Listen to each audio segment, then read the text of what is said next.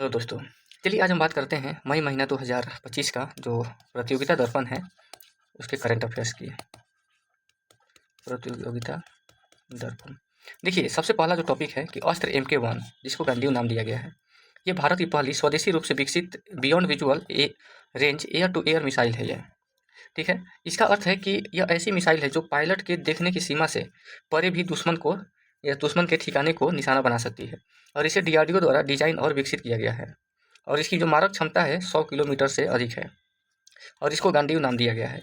अगर हम बात करें कि गांडीव क्या है, तो गांडीव जो है अर्जुन जो है महाभारत के इनके धनुष का नाम है गांडीव। ठीक है। अगला जो टॉपिक है कि लो लेवल ट्रांसपोर्टेबल रडार। देखिए, ये एक प्रकार का रडार है जिसको अश्विनी नाम दिया गया है, लो लेवल ट्रांसपोर्टेबल रडार। ये स्वदेशी कंपनी है भारत इलेक्ट्रॉनिक लिमिटेड यानी BEL, उसी से खरीदने के लिए 2,906 करोड़ रुपए का जो है अनुबंध रक्षा मंत्रालय द्वारा किया गया है। यानी कि रक्षा मंत्रालय और BEL के बीच में एक अनुबंध हुआ है 2,906 करोड़ रुपए का, ठीक है ना, इसको विकसित करने के लिए। DRDO के इलेक्ट्रॉनिक एवं रडार विकास प्रतिष्ठान और BEL ने डिजाइन और विकसित किया है इसको, और यह उच्च गति वाले जो भी लड़ाकू विमान हैं उनसे लेकर जो मानव रहित हवाई यान हैं जैसे ड्रोन्स वगैरह हो गए, हेलीकॉप्टर जैसी जो धीमी गति से चलने वाले लक्ष्य हैं उनको ये ट्रैक कर सकता है।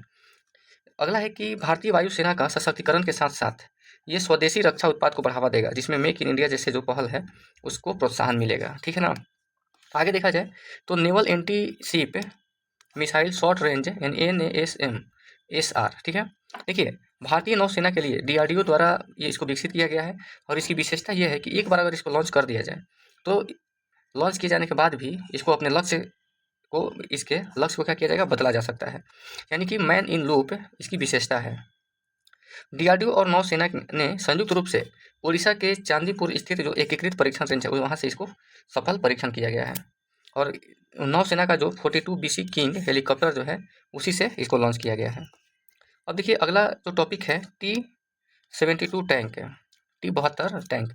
ये भारतीय सेना के जो है T-70 टैंक के लिए ये जिसकी क्षमता कितनी है बढ़ाई जाएगी 1000 HP। अभी वर्तमान में 700 HP 750 HP है, लेकिन इसको बढ़ाने की बात कही गई है।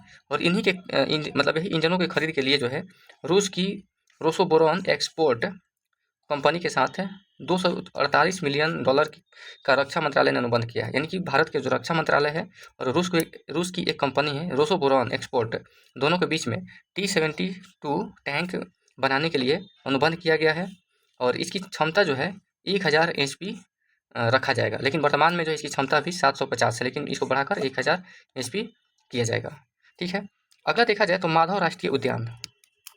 माधव राष्ट्रीय उद्यान जो है मध्य प्रदेश के ये शिवपुरी में स्थित है और ये देश का 58वां जो है बाघ अभ्यारण्य है और मध्य प्रदेश का 9वां बाघ अभ्यारण्य है।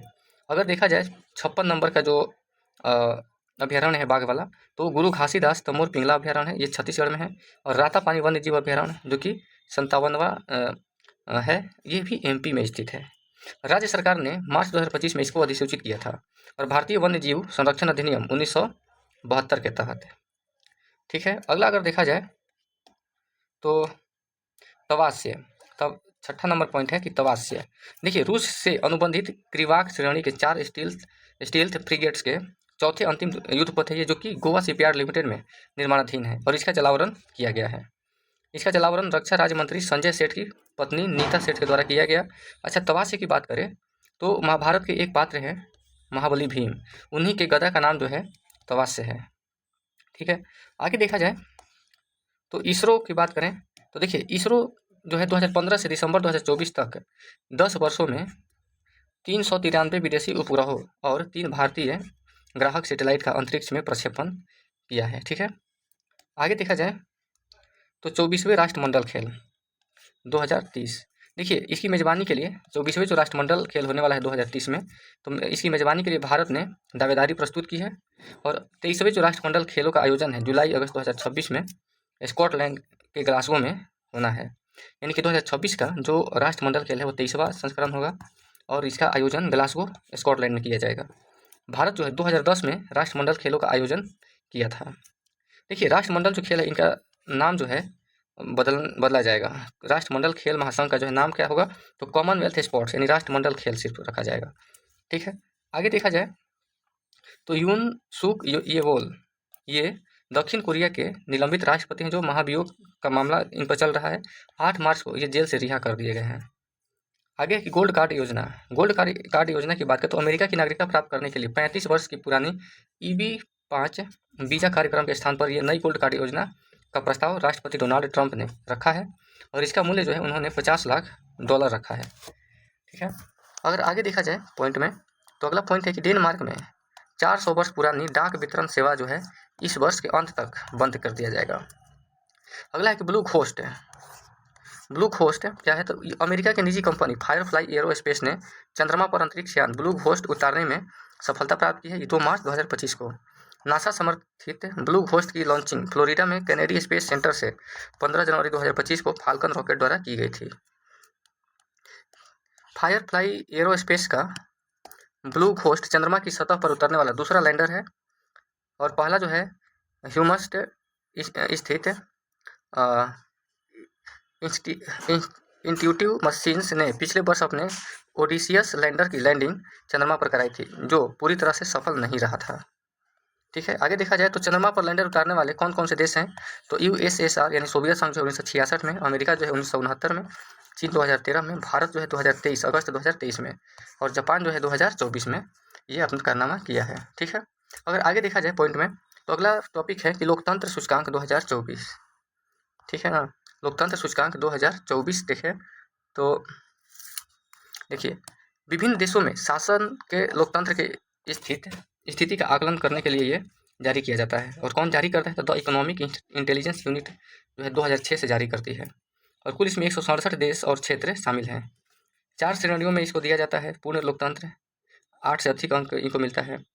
ठीक है, जिनको 6 से 8 अंक मिलता है दोषपूर्ण लोकतंत्र है। 4 से 6 अंक वाले को संकर शासन यानी हाइब्रिड, 4 से जिनका कम है वो सत्तावादी शासन। ठीक है, देखिए अब थोड़ा सा देशों के रैंक की हम बात कर लेते हैं लोकतंत्र सूचकांक 2024 में। तो देखा जाए तो नॉर्वे का जो है स्थान पहला है और इसको 9.81 स्कोर प्राप्त हुआ है। न्यूजीलैंड दूसरे स्थान पर है और तीसरे स्थान पर स्वीडन है। भारत की बात करें तो भारत का रैंक जो है 41 है और इसको स्कोर जो है 7.29 प्राप्त हुआ है और इसको दोषपूर्ण लोकतंत्र में रखा गया है। अगर अंतिम स्थान की बात करें तो 167 नंबर ऑफ कंट्रीज इसमें शामिल हैं और 167वां जो स्थान है अफगानिस्तान का है, 166 म्यांमार और 165 जो है उत्तरी कोरिया है। तो ये लोकतंत्र सूचकांक है। अगला है कि world happiness index 2025, world happiness index 2025 इसको जारी करने वाला कौन है तो संयुक्त राष्ट्र सतत विकास समाधान network, United Nations sustainable development solution network जो है इसको जारी किया है। और कौन कौन से देश इसमें सर्वोच्च रैंक है तो देखिए सबसे पहला रैंक है फिनलैंड को और ये 8वें वर्ष जो है पहले स्थान पर बरकरार है लगातार। दूसरे स्थान की बात करें तो डेनमार्क है। आइसलैंड जो है तीसरे स्थान पर है और अपना प्यारा भारत जो है 118वें स्थान पर और इसको 4.389 जो है स्कोर प्राप्त हुआ है। भारत जो है 118वां स्कोर प्राप्त किया है, रैंक प्राप्त किया है 118वां और 4.389 जो है इसको स्कोर प्राप्त हुआ है। 147 मान 147 जो देश है उसमें अंतिम स्थान पे अफगानिस्तान है। चलिए आगे देखा जाए तो सिपरी की रिपोर्ट आई है, इसमें स्वीडन स्थित थिंक टैंक है ये। ठीक है, हथियार खरीद के संबंध में 2025 की रिपोर्ट है ये। तो सिपरी का फुल फॉर्म है कि Stockholm International Peace Research Institute. 2024-25 के लिए 5 वर्षों में 2020 से 2024-25 2020 से 2025 के 24-25 के जो है 5 वर्षों की अवधि में ये विश्व में हथियारों के बड़े जो आयातक देश है उनकी ये लिस्ट जारी किया है। तो देखिए सब एक तरफ रैंक है, दूसरे ओर आयातक देश हैं और आपूर्ति करता है। तो देखिए सबसे ज़्यादा जो आयात करने वाला देश है तो पहले स्थान पर यूक्रेन है। यूक्रेन पहले स्थान पर, दूसरे स्थान पर भारत है और भारत जो सबसे ज़्यादा अगर हथियार की बात करें तो वो रूस से खरीदता है। रूस से 36%, 37% जो है रूस से भारत हथियार खरीदता है। दूसरे स्थान पर देखा जाए तो फ्रांस 33% और तीसरे स्थान पर इजराइल है। यानी कि भारत जिन देशों से हथियार आपूर्ति करता है उसमें सबसे पहले स्थान पर रूस है, दूसरे स्थान फ्रांस और तीसरे स्थान पर इजराइल है। ठीक है, अब देखिए आयातक देशों में कतर है तीसरे स्थान पे, सऊदी अरब चौथे स्थान पे और 5वें पे पाकिस्तान है। अब निर्यातक देशों की बात करें सबसे ज़्यादा कौन सा देश है जो हथियारों का निर्यात करता है तो इसमें नंबर 1 पर है अमेरिका, दूसरे स्थान पर है फ्रांस, तीसरे स्थान पर है रूस और चौथे स्थान पर चीन। ये 4 देशों की एक लिस्ट है। आगे देखा जाए तो यूरोपीय आयोग की जो अध्यक्ष हैं वो भारत में आई थी, उर्सुला वान डेर लियन इनका नाम है। अगला है टॉपिक की रायसीना संवाद, रायसीना डायलॉग 2025। देखिए इसका आयोजन जो है नई दिल्ली में किया गया और ये लगातार 2016 से किया जा रहा है इसका आयोजन। इसका उद्घाटन जो है नरेंद्र मोदी जी माननीय प्रधानमंत्री हैं किए थे। मुख्य वक्ता जो है लक्सन जो कि न्यूजीलैंड के प्रधानमंत्री हैं। इसका थीम क्या था? तो कालक्रम, पीपल्स, पीस और प्लेनेट। क्या है? कालक्रम, पीपल्स, पीस और प्लेनेट, ये इसका थीम है। आयोजनकर्ता की बात करें तो विदेश मंत्रालय तथा दिल्ली स्थित think tank observer research foundation इसका आयोजन किया है। चलिए आगे देखा जाए, सुनीता विलियम्स और बूच विलमोर। सुनीता विलियम्स और बूच विलमोर, सुनीता विलियम्स भारतीय मूल की हैं जबकि बूच विलमोर जो है अमेरिका के रहने वाले हैं। देखिए अंतरिक्ष यान की इस खराबी के कारण 9 महीने तक ये अंतरिक्ष में फंसी थी, 286 दिन तक। उसके बाद अंतर्राष्ट्रीय अंतरिक्ष स्टेशन से सुरक्षित वापसी इनको 19 मार्च 2025 को लाया गया है। 2 अन्य यात्री कौन थे? तो निक हेग और अलेक्जेंडर गर्बनोवा, ये 2 अन्य यात्री हैं जिनको जो इनके साथ में थे। आगे देखा जाए तो माननीय प्रधानमंत्री श्री नरेंद्र मोदी जी की मॉरिशस यात्रा होती है। इस दौरान देखिए तो मॉरिशस के 57वें 57th जो राष्ट्रीय दिवस कार्यक्रम है उसमें ये मुख्य अतिथि के रूप में शामिल होते हैं। ठीक है, और ये दूसरी बार हुआ। इसके पहले जो है 2015 में ये मॉरिशस में राष्ट्रीय दिवस के अवसर पर अतिथि बने थे और इनको वहाँ का जो है सर्वोच्च नागरिक सम्मान से सम्मानित किया गया। उसका नाम क्या है? तो the grand commander of the order of the star and की ऑफ द इंडियन ओशन। ठीक है, यानी GCS के जो है इनको वहाँ का सर्वोच्च नागरिक सम्मान है प्रदान किया गया था। और ये यह पुरस्कार पाने वाले 5वें 5th जो है विदेशी हैं और पहले भारतीय हैं। पोर्ट लुइस में प्रवासी भारतीयों को इन्होंने संबोधित किया था और Atal Bihari Vajpayee institute of public service and innovation का उद्घाटन इन्होंने किया था और ये भारत के सहयोग से निर्मित किया जा रहा है। मॉरिशस की बात कर लिया जाए तो देखिए यहाँ के PM जो है प्रधानमंत्री जो है नवीन चंद्र राम गुलाम, डॉक्टर नवीन चंद्र राम गुलाम, और वहाँ के राष्ट्रपति जो है धर्मवीर गोकुल है। चलिए आगे देखा जाए तो पुरस्कार के बारे में दिया हुआ है। तो देखिए पहला जो इसमें है कि महाराष्ट्र भूषण पुरस्कार 2024, ये राम वी सुतार को दिया गया है। ऑस्कर 2025 की बात करते तो देखिए ये 97th ऑस्कर पुरस्कार का संस्करण है, लॉस एंजलिस कैलिफोर्निया में इसका आयोजन किया गया। इसमें देखिए सर्वश्रेष्ठ जो फिल्म है अनोरा है और इसके डायरेक्टर जो है सीन बेकर। सर्वश्रेष्ठ जो निर्देशक हैं सीन बेकर हैं और अनोरा जो है फिल्म है। और सर्वश्रेष्ठ अगर अभिनेता की बात करें तो एड्रियन ब्रांडी, इनके फिल्म का नाम है द ब्रूटलिस्ट। सर्वश्रेष्ठ अभिनेत्री जो है माइकी मेडिसन, फिल्म अनोरा का है। चलिए अगला जो पुरस्कार है आईफा पुरस्कार है, देखते हैं। तो आईफा पुरस्कार 2025 इसका आयोजन जयपुर में किया गया। सर्वश्रेष्ठ जो फिल्म है लापता लेडीज है। सर्वश्रेष्ठ निर्देशक जो हैं किरण राव, यही लापता लेडीज के ही ये निर्देशक हैं। सर्वश्रेष्ठ अभिनेता की बात करें तो कार्तिक आर्यन है भूल भुलैया 3 के लिए, और सर्वश्रेष्ठ अभिनेत्री की बात करें तो निताशी गोयल, ये लापता लेडीज की है। अगला जो पुरस्कार है कि हॉकी इंडिया वार्षिक पुरस्कार 2024, हॉकी इंडिया के वार्षिक पुरस्कार 2024। देखिए वर्ष के जो सर्वश्रेष्ठ खिलाड़ी की बात करें, एक तरफ मेल है दूसरी ओर फीमेल है। तो मेल में हरमनप्रीत सिंह कप्तान है, ये हरमनप्रीत सिंह जो है सर्वश्रेष्ठ खिलाड़ी चुनी गई है हॉकी इंडिया के वार्षिक पुरस्कार में। और सविता गोलकीपर है, फीमेल में अगर देखा जाए सविता तो है जो कि गोलकीपर है। अगर हॉकी इंडिया के वार्षिक जो पुरस्कार है उसमें सर्वश्रेष्ठ खिलाड़ी की बात करें तो हरमनप्रीत सिंह जो है ये कप्तान है और ये मेल में सर्वश्रेष्ठ खिलाड़ी बने हैं, और जो फीमेल है उसमें सविता जो कि गोलकीपर है। चलिए आगे देखा जाए तो हॉकी इंडिया का सर्वोच्च major Dhyan Chand lifetime achievement पुरस्कार 1975 के हॉकी विश्व कप विजेता टीम के सदस्यों को दिया गया था। ठीक है ना। चलिए आगे देखा जाए तो British think tank bridge India का लाइफ टाइम अचीवमेंट पुरस्कार, British think tank bridge India का लाइफ टाइम अचीवमेंट पुरस्कार की बात करें तो ये चिरंजीवी को दिया गया है 2024 में। पद्म विभूषण भी इनको दिया गया था चिरंजीवी को। विश्व सुंदरी 2025 प्रतियोगिता की बात करें तो ये 72वें संस्करण था और इसका आयोजन जो है हैदराबाद तेलंगाना, यानी कि 2024 में मुंबई, 1996 में बेंगलुरु और तीसरी बार जो है ये हैदराबाद में आयोजित किया गया है। भारत का प्रतिनिधित्व नंदिनी गुप्ता की है। 2023 में ये फेमिना मिस इंडिया वर्ल्ड भी रह चुकी है। तो नंदिनी गुप्ता जो है इस बार भारत की तरफ से विश्व सुंदरी के प्रतियोगिता में प्रतिनिधित्व की थी। चलिए आगे देखा जाए तो ज्ञानपीठ पुरस्कार 2024, ये 59वां पुरस्कार है। ये छत्तीसगढ़ के हिंदी साहित्यकार हैं विनोद कुमार शुक्ला। विनोद कुमार शुक्ला जो है ज्ञानपीठ पुरस्कार जीते हैं 2024 का 2024 का। क्या नाम है? विनोद कुमार शुक्ला। देखिए, वांग देवी विद्या की देवी सरस्वती की कांस्य प्रतिमा और प्रशस्ति पत्र के साथ 11 लाख रुपए की राशि जो है इनको प्रदान किया गया है। 8वीं अनुसूची में शामिल 22 भाषाओं में से किसी भी भाषा में योगदान हेतु 2018 में अंग्रेजी भाषा के लिए इनको ये पुरस्कार दिया जाता है। ठीक है, ठीक है, यानी कि 2018 में अंग्रेजी भी इसमें शामिल किया गया था। चलिए अगला है कि सरस्वती सम्मान 2024, जो सरस्वती सम्मान है 2024, इसमें देखिए ये के बिरला फाउंडेशन द्वारा दिया जाता है और ये 34वां संस्करण है सरस्वती पुरस्कार 2024 का। के बिरला के फाउंडेशन के द्वारा ये दिया जाता है। संस्कृत विद्वान महामहोपाध्याय साधु भद्रेश दास को ये पुरस्कार दिया गया है। इनकी कृति जो है स्वामी नारायण सिद्धांत सुधा के लिए दिया गया है। सरस्वती की प्रतिमा और प्रशस्ति पत्र और 15 लाख रुपए भी इनको दिया गया है। देखिए कुछ बुक्स हैं नई जो करंट से जुड़े हुए हैं, जैसे कि दिया सलाई पुस्तक जो है इनकी आत्मकथा, ये कैलाश सत्यार्थी जो है इसको लिखे हैं। दिया सलाई के लेखक कौन है? तो Kailash Satyarthi. Voice for the voiceless, ये दलाई लामा लिखे हैं। वॉइस फॉर द वॉइसलेस यानी कि दलाई लामा जी इसको लिखे हैं।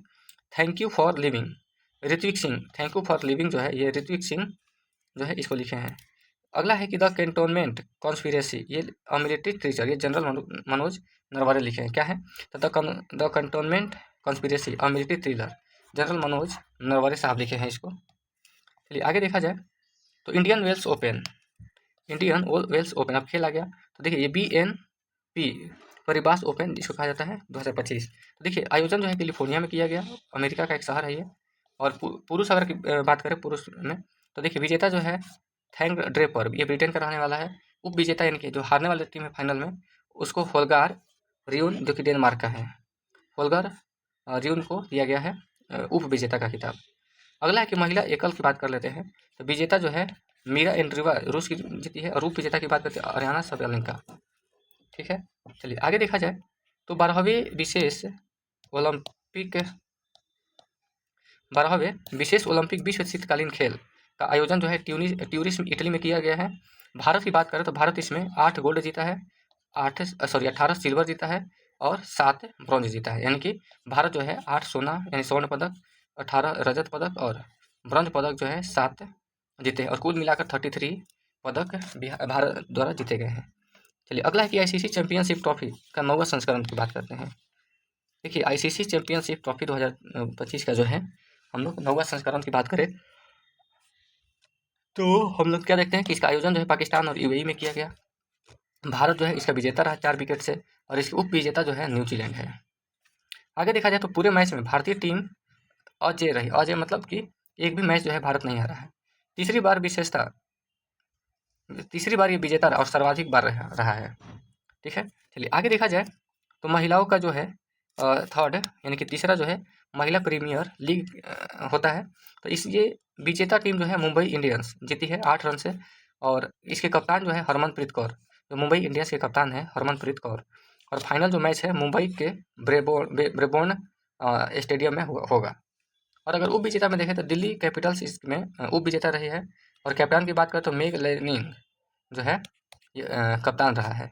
तो ये कुछ प्रश्न थे प्रतियोगिता दर्पण 2025 मई महीना का, तो वो ख़त्म हो गए हैं। ठीक है, तो चलिए अगला वीडियो में हम लोग कुछ और एक वीडियो में चर्चा करेंगे, कुछ नए टॉपिक को लेकर आएंगे। तब तक के लिए प्रतियोगिता दर्पण 2025 जो है आप लोग इसको पढ़ लीजिए। बहुत बहुत धन्यवाद।